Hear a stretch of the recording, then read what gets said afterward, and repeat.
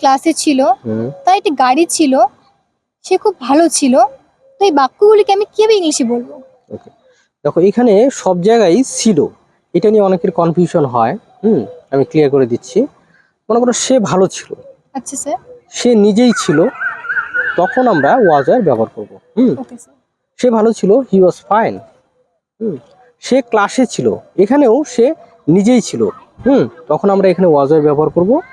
সে ক্লাসে ছিল, he was in the class. Okay sir. হ্যাঁ, তার একটি খেলনা ছিল। তার কোনো কিছু ছিল, কোনো কিছু ছিল, তার মানে হ্যাড বসাতে হবে। Okay sir.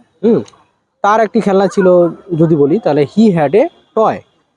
আবার মনে করো টেবিলের উপরে একটি কলম ছিল, এখানেও ছিল, তবে কোনো জায়গায় কোনো কিছু ছিল, তখন আমরা দেয়ার ওয়াজ বা দেয়ার ওয়ার ব্যবহার করব। এখানে দেয়ার ওয়াজ, কারণ একটি বস্তু আছে, তাহলে টেবিলের উপরে একটি কলম ছিল, there was a pen on the table.